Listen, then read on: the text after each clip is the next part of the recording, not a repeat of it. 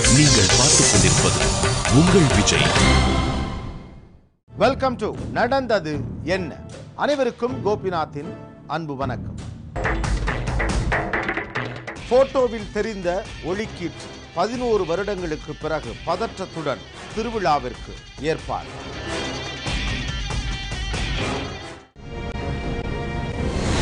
பூகம்பம், சுனாமி, அதிகரிக்கும் 2012 பேரழிவு பயம்.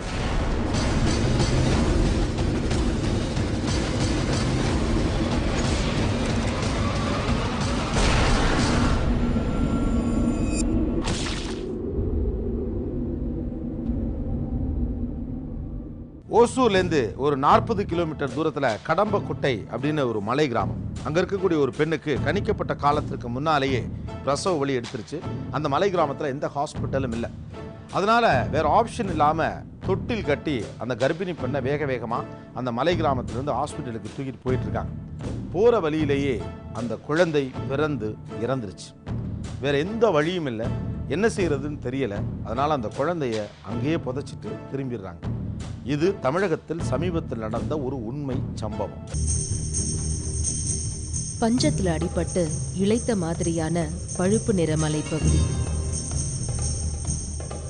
வறண்ட நிலம்.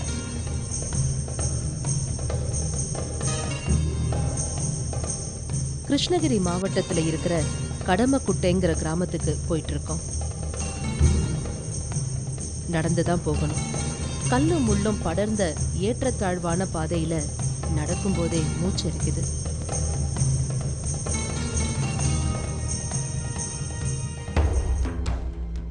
ஒரு கூட்டம். அதுல 2 பேர் ஒரு கம்பை பிடித்துக்கொள்ள தொட்டில் மாதிரி ஒரு பெரியவரை தூக்கிட்டு அவங்க மலைப்பாதையில இறங்கிக்கிட்டு இருக்கிறத பார்த்தோம். உடம்பு சரியில்லாத முதியவரை ஹாஸ்பிட்டலுக்கு கூட்டிட்டு போறதா சொன்னாங்க.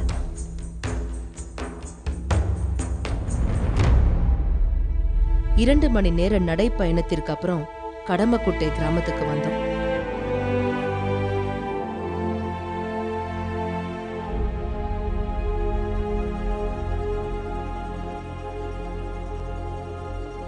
இங்க நாங்க சந்திச்ச பெண் தெய்வானை.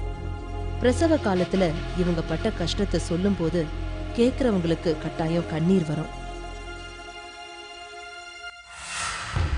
சத்தான உணவு கிடையாது, இரத்த சோகை. இப்படி பலவீனமான உடம்பால கர்ப்பமா இருந்த மாதங்களே வேதனையான காலமா தான் கழிஞ்சிருக்கு தெய்வானைக்கு.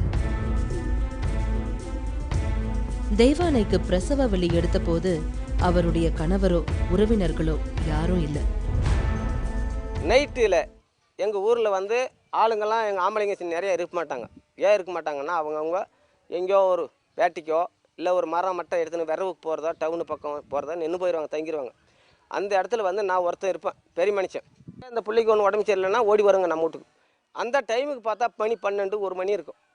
அந்த நேரத்துக்கு என்ன தான் பண்ண முடியும் அப்படின்னு சொல்லி இங்கே இருக்கிற பொட்டை பிள்ளைங்களை யாரோ இந்த மாதிரி பசங்களை பார்த்து இருக்கிறவங்கள பொறுக்கி யானை கட்டி என்றைக்குமே வச்சுருப்போம். அந்த தொட்டில் கட்டுற யானை தடியும் அந்த வாரமுங்களும் அந்த கம்பளியுமே என்றைக்குமே இருக்கும். திடீர்னு வந்தாக்கா அப்பயே தூக்கணுமில்ல.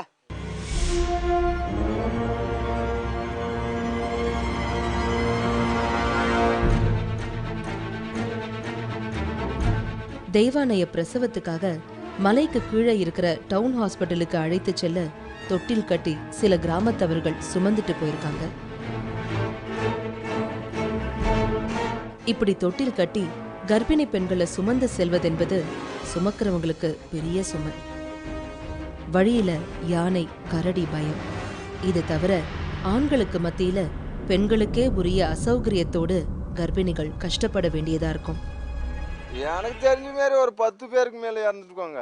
எத்தனையோ குழந்தைகள் இருக்கும். குழந்தை பிறக்காத மாசம் இருக்கிற பொம்பளை, குழந்தை பிறக்காத பொம்பளைவே நான் தொண்டை கட்டி எடுத்துன்னு போகிற நாளைக்கு பாதி வெளியில் குழந்தை பிறக்கிறதா ஆம்பளைகளெல்லாம் தூக்கின்னு சுற்றி என்ன பண்ணவா முடியும். ரொம்ப கண்கோரம்.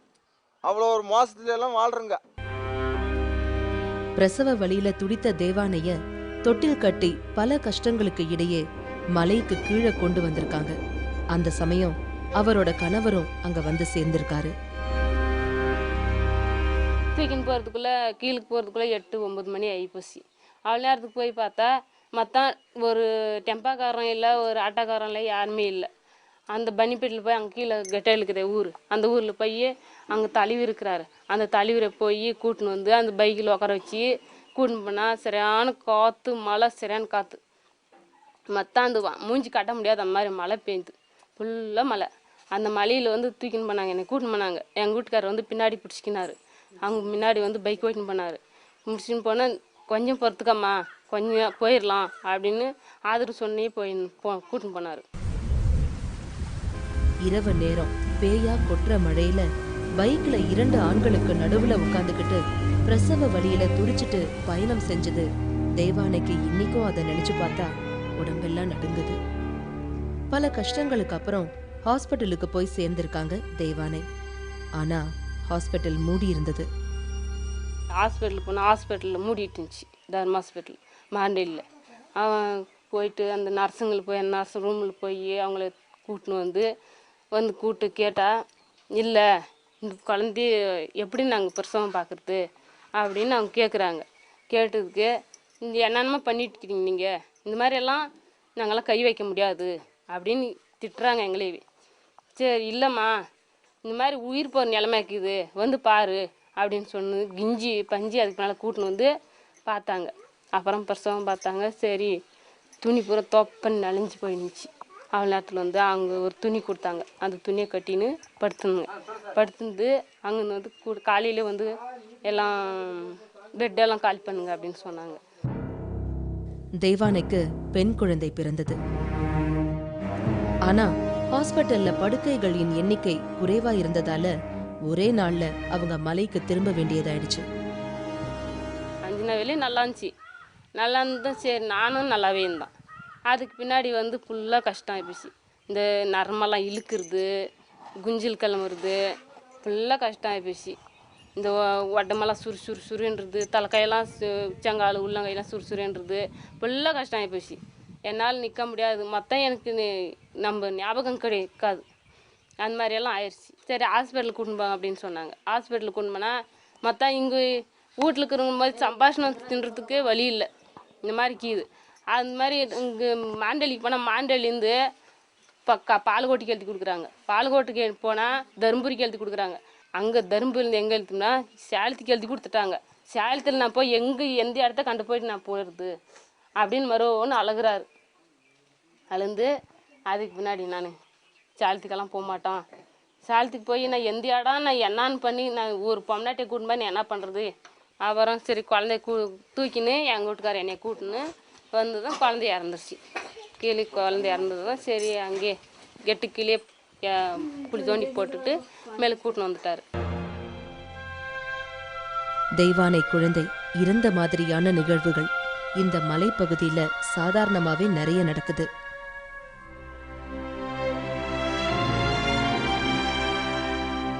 இந்த பெண்ணோட பேரு மாதுரி. இப்போ கர்ப்பமா இருக்காங்க. பிரசவ காலத்தை நினைச்சா இப்பவே பயமா இருக்குதுன்னு சொல்றாங்க. போன மாதம் எங்கள் அப்பாங்களும் தொட்டில் கட்டி தூக்கின்னு போனாங்க. எங்கள் வீட்டுக்காரர் அப்பா வேலைக்கு போயிடுவாங்க, வீட்டில் ஆள் இல்லை. இப்போ பயமாக இருக்குது, யார் தூக்கின்னு போவாங்களோ பயமாக இருக்குது எனக்கு. இவர் பேரு முருகேசன். இவருடைய அப்பா தீ விபத்துல சிக்கினப்ப தொட்டில் கட்டி ஹாஸ்பிட்டலுக்கு போறதுக்குள்ள இறந்துட்டாரு. எங்கள் அப்பா வந்து இதுதான் படுத்துருந்துச்சு. அப்புறம் அடுப்பு இங்கே தான் இருந்துச்சு. இங்கேருந்து பொருள் பறந்து இங்கே விழுந்து அப்போ தான் எங்கள் அப்படி துணிக்க பற்றி அப்போ எங்கள் அப்பா எரிஞ்சிடுது. அப்புறமா காலை பூரா வந்து போய் சரி அங்கேருந்து ஹாஸ்பிட்டலில் தூக்கின்னு போனோம். பாதி வழியில் தூக்கின்னு போகிற நாளைக்கு அப்புறம் தண்ணி கேட்டால் அப்படி பாதி வலிக்கு இந்த கட்டில் தூக்கின்னு போகும்போது தண்ணி கேட்டால் அப்படி தண்ணி கேட்டால் உயிர் வாங்கி பாதி வழியில் உயிர் போயிடுச்சு.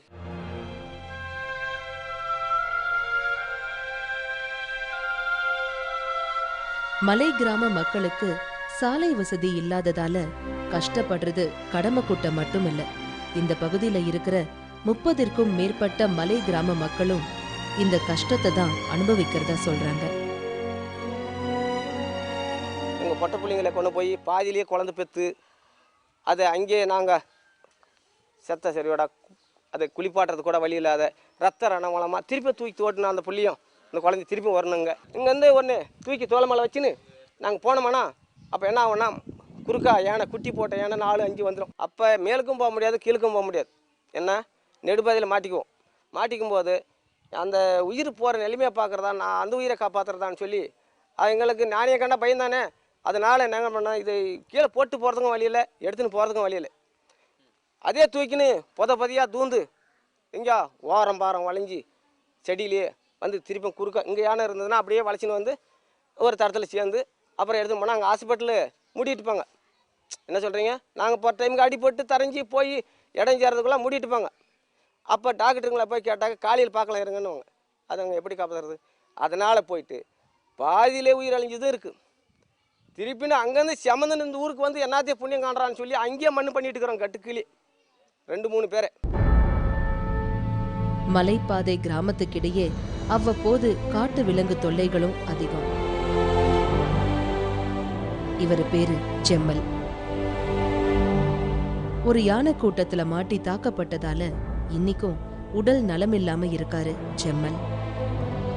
முழுவாத பொம்பளை கூட்டுன்னு கீழுக்கு இறங்கணும், வகுத்த வலி பிடிச்சிக்கின்னு இறங்கி எடுத்துன்னு போனோம். எக்கச்சக்கமான மலை, ரோடு வசதி இல்லை, கல் கருடு, கொஞ்சம் மெதுவாக தான் போய் இறங்கி கீழே இடம் சேரணும். சரி, அங்கேருந்து போய் இங்கே வரக்குள்ளே என்ன பண்ணேன், யானை பாதியில் தடத்தில் யானை இருந்துச்சு. எல்லாம் ஓடிட்டாங்க, என்னால் ஓட முடியாத போய் நான் மாட்டிக்கணும். பக்கம் இருந்து யானை பிடிச்சிக்கின்னு துவட்டி அப்புறம் மிண்டால் போன ஆளெல்லாம் திருப்பி ஓடி வந்து அந்த யானையை மிரட்டி அப்புறம் தூக்கின்னு வந்து தருமபுரி ஜெனரல் ஆஸ்பத்திரியில் கொண்டு போய் நீ காப்பாற்றினாங்க.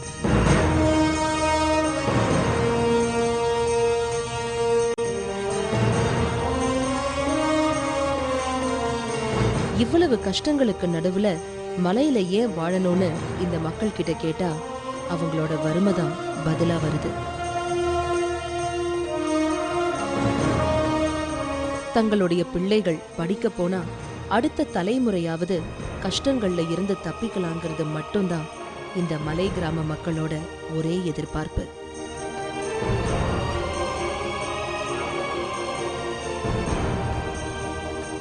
ஒரு நாடு நல்லா வளர்ந்துருக்கு அல்லது வளர்ந்து கொண்டு இருக்கிறது அப்படிங்கிறதுக்கு சில யார்ட் ஸ்டிக்ஸ் வச்சிருக்காங்க. அதில் ஒரு மிக முக்கியமான யார்ட் ஸ்டிக் அப்படிங்கிறது பேறு காலத்தில், அதாவது பிரசவ காலத்தில் நல்லபடியாக உயிரோடு குழந்தை பிறப்பது, தாயும் செய்யும் நலமாக இருத்தல் அப்படிங்கிற விஷயம். இந்தியாவை பொறுத்த வரைக்கும் இதை படிப்படியாக குறைச்சிக்கிட்டே வந்துட்டாங்க அப்படின்னு சொல்லலாம். ஒரு காலத்துலலாம் குழந்தை பிறந்து அது உயிரோடு இருத்தல் அப்படிங்கிற அந்த அளவு இன்னைக்கு அதிகமாகிருக்கு. ஆனால் மலை கிராமங்கள் போன்ற இடங்களில் இன்னைக்கும் ஹாஸ்பிட்டல் வசதி இல்லாததுனால பிரசவ நேரத்தில் குழந்தை இறத்தல் அல்லது தாய் இறத்தல்ங்கிறது நடந்துகிட்டே இருக்கு. நிலத்தில் வாழக்கூடிய பெரும்பான்மை சமூகத்திற்கு இன்னைக்கு மருத்துவ வசதி பெரிய அளவுக்கு கிடைச்சிருக்கு, பத்திரமாக குழந்தைகள் பெற்றெடுக்கப்படுகிறார்கள். இந்த மெடிக்கல் குரோத்தினுடைய ஒரு குறிப்பிட்ட ஷேர் இது போன்ற மலை கிராமங்களில் வாழக்கூடிய மனிதர்களுக்கும் போய் சேரணும் அப்படிங்கிறத எல்லோருமே நினைவில் வச்சுக்கணும்.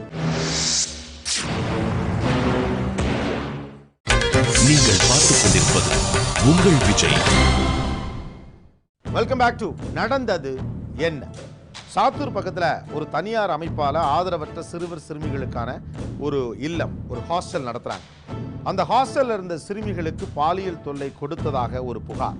இந்த புகாரின் அடிப்படையில் பலர் இப்போது கைது செய்யப்பட்டிருக்காங்க. பரபரப்பான மதுரை நகரம், தொழிற்சாலைகள் நிரம்பிய சிவகாசி, இதுகளுக்கு பக்கத்தில் இருந்தாலும் சாத்தூர் எப்பவுமே அமைதியான ஊர் தான்.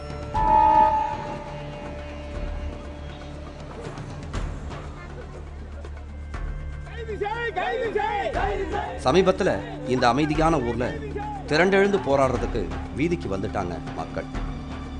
மக்களோட போராட்டத்துக்கு காரணமா அமைஞ்சிருக்கிறது ஒரு விடுதி.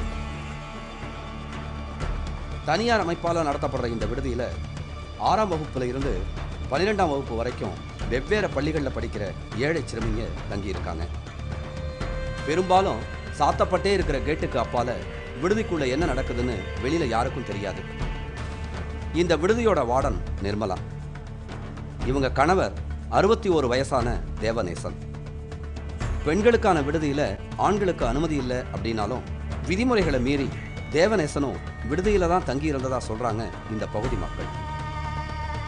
விடுதியில இருந்த சிறுமிங்க கிட்ட தேவநேசன் தவறா நடந்துகிட்டதாகவும் அதுவும் ஒரு சிறுமிய பலமுறை பாலியல் பலாத்காரம் செய்ததாகவும் தான் இப்போ குற்றச்சாட்டு. அந்த தேவநேசன் அந்த குழந்தைய நாங்கள் விசாரிக்க போகும்போது முதல்ல என்ன செஞ்சுருக்காருன்னா, பாத்ரூமுக்கு தண்ணி வையின்னு சொல்லியிருக்காரு. தண்ணி முதல்ல தண்ணி வச்சப்போ அந்த நேரத்தில் ஒரு பாலியல் பலாத்காரம் செஞ்சுருக்காரு அந்த குழந்தை சொன்னது. ரெண்டாவது அந்த குழந்தை அவரை தவிர்த்து அப்படியே குழந்தைகளோட போய் இருக்கும்போது இன்னொரு இடம் அவங்க மனைவி மருத்துவமனைக்கு ஆஸ்பத்திரி செக்அப் போனவொடனே நீ போய் ரூம்பை தொடச்சி விடுன்னு சொல்கிறாரு. அந்த குழந்தை போக மாட்டேங்குது. நான் கடைக்கு போகிறேன், வெளியே போகிறேன், பஜார் போகிறேன்னு சொல்லிட்டு இவர் எங்கேயோ ஒரு இடத்துல நின்றுட்டு ரூம்பை போய் தொடச்சி விடுறா இல்லைன்னா அரட்டினோன்னா அது ரூம்பை துடைக்க போகுது. துடைக்க போகும்போது மீண்டும் ஒரு பாலியல் பலாத்காரம் அந்த குழந்தை சொல்லுது, என்னை 2 வாட்டி இந்த மாதிரி பாலியல் துரோகம் பண்ணுறாருன்னு அந்த குழந்தை அழுதுகிட்டே சொல்லுது. இன்னொன்று காப்பகத்தில் பின்னாடி உள்ள ஒரு கோழி ரூம்புன்னு ஒன்று இருக்குதான். அந்த கோழி ரூம்பில் கூப்பிட்டு போய் அந்த பெண்ணை அதே மாதிரி உள்ளே பூட்டு கதவை பூட்டி ரூம்புக்குள் போட்டு கதவை பூட்டு பாலியல் ரீதியான தொடர்பு அந்த பெண்ணிடம் மறுபடியும் ஒரு தடவை வத்திருக்கிறார்.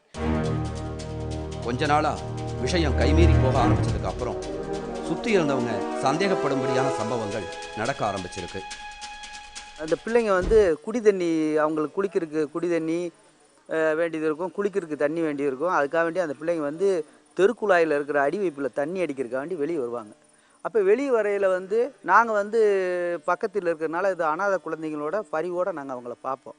அப்போ பரிவோடு பார்க்கல அவங்க வந்து எங்கள்கிட்ட சில விஷயங்கள் வந்து நாங்கள் அன்போடு பேசுகிறதுனால சில விஷயங்கள்லாம் அவங்கெல்லாம் வந்து சொல்லுவாங்க.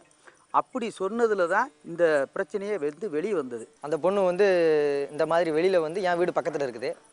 அந்த பொண்ணு இந்த மாதிரி 3 மாதமாக பீரியட்ஸ் வராதனால எங்கள் கிட்டே வந்து சொல்லிச்சு. இந்த மாதிரி நான் என்னை கூட்டு போய் வயிறு வலின்னு சொன்னேன். என்னை போய் ஆஸ்பத்திரியில் போய் செக் பண்ணாங்க. அப்போ கன்சீவாக இருக்குதுன்னு சொல்லிட்டு ஹாஸ்டலில் கூப்பிட்டு வந்துட்டாங்க அப்படின்னு சொல்லிச்சு.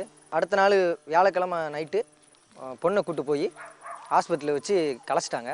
அதுக்கப்புறம் நாங்கள் எல்லாம் சேர்ந்து பசங்க எல்லாருமே சேர்ந்து ஹாஸ்டலுக்கு போய் என்ன நடத்துகிறீங்க என்ன பண்ணுறீங்கன்னு சொல்லிட்டு எங்கள் ஏரியா கவுன்சிலர் கண்ணன் அவரை கூப்பிட்டு வந்து என்னென்னு கேட்டோம். அதுக்கப்புறம் எனக்கு ஃபோன் பண்ணி சொல்கிறாங்க. சொன்ன உடனே நான் அந்த இடத்துக்கு ஸ்பாட்டுக்கு போகிறேன். போன உடனே அங்கே போய் கேட்டதுக்கு நாங்கள் அப்படிலாம் இல்லை அப்படின்னு சொல்லி மறைக்கிறாங்க. அதுக்கப்புறம் போலீஸ் மூலம் டிஎஸ்பி இன்ஸ்பெக்டர் எல்லோரும் வந்தாங்க. வந்து விசாரித்த அளவில் இந்த மாதிரி நடந்தது உண்மைதான் அப்படின்னு சொல்லி அந்த 3 பேர்த்தையும் கைது பண்ணிட்டாங்க. பொண்ணை வச்சுக்கிட்டு நாங்கள் போராட்டம் பண்ணிகிட்டு இருந்தோம். பண்ணிக்கிட்டு இருக்கையில் 7 மணிலேருந்து 9 மணி வரைக்கும் 10 மணி வரைக்கும் டிஎஸ்பி எல்லா வண்டியும் வந்தாவிட்டு அதுக்கப்புறம் தான் என் வண்டி உள்ளே கொண்டு போய் அவர் இவ்வளோ தப்பு பண்ணியிருக்காரு. பேத்தியா மாதிரி இருக்கிற பொண்ணு 15 வயசு பொண்ணு இப்படி பண்ணியிருக்காரு.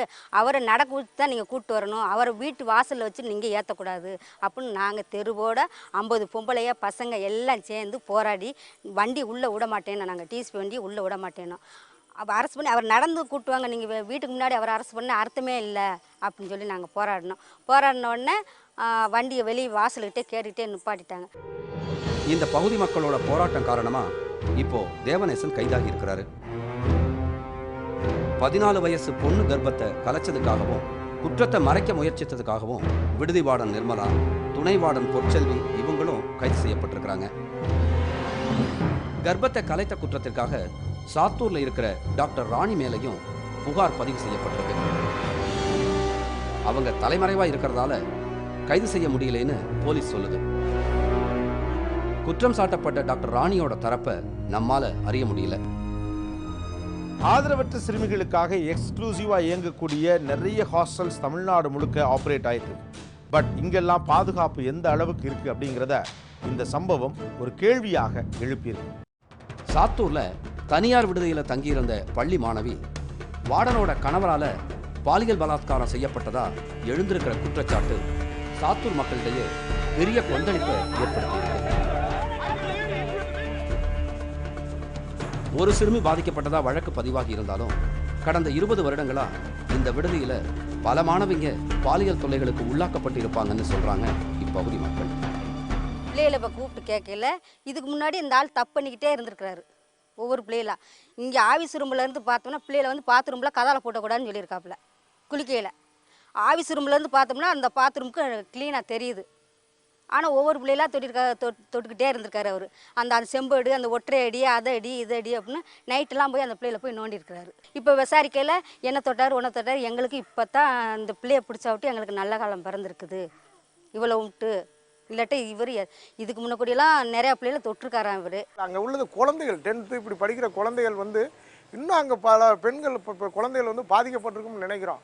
அதோட மனநிலை அவங்கள அங்கே போய் பார்த்த உடனே அவங்களுடைய மனநிலை அப்படி இருந்தது. உடனடியாக இன்னும் ஏற்கனவே வந்து பக்கத்தில் ஏற்கனவே படிச்சுட்டு போன குழந்தைகள் வந்து ரொம்ப வருத்தத்தோடு தான் போயிருக்காங்க அப்படின்னு சொல்கிறாங்க அந்த படிக்கிற பொண்ணுங்க. இதுக்கான ஒரு விசாரணை வைத்து அந்த குழந்தைகளில் என்னென்ன பாலியல் தொந்தரவு பண்ணிருக்குன்னா அதுக்கான ஒரு பொதுவான ஒரு விசாரணை வைத்து அதையெல்லாம் பார்க்கணும். இந்த குழந்தைகள் வந்து பூராமே இப்போ பார்த்தீங்கன்னா பூராமே தாழ்த்தப்பட்ட மக்கள் தான். வேறு வந்து ரொம்ப வசதி படைத்தவங்க எதுவுமே கிடையாது. இது வந்து அவர் வார்டன் வந்து என்ன செஞ்சுருக்காரு, ரொம்ப அந்த குழந்தைகளை வந்து எளிமையாக இருக்கிறவங்க, எதுக்கக்கூடிய வலு இல்லாதவங்க இப்படியே தான் பார்த்து இந்த மாதிரி நிறைய பண்ணதான் நான் கேள்விப்பட்டிருக்கேன். சாத்தூரில் இது 2வது. இப்போ தான் ஒரு மாதத்துக்கு முன்னாடி மேலகாந்தி நகரில் 8வது வார்டில் இதே சொல்ல ஒரு ஆசிரியர் ஒரு குழந்தைய பாலியல் துரோகம் பண்ணி வழக்கு போயிருந்து அவர் ரிமாண்ட் வந்திருக்காரு. நீங்கள் பார்த்துக் கொண்டிருப்பது உங்கள் விஜய். கோயிலேருந்து ஒரு ஒளி கிளம்பி நேரம் ஆகாயத்துக்கு போச்சு. செகண்ட் அப்படியே ஒன்றும் புரியல. எங்கள் ஊர் மக்கள் எல்லாம் தெய்வம் உண்மையிலுமே உண்டுன்னு நினைக்கிறோம் நாங்கள். சாமி இந்த ஒளி மேலே வந்து காமிச்சதுனால இந்த திருவிழா கொண்டாடுறோம்.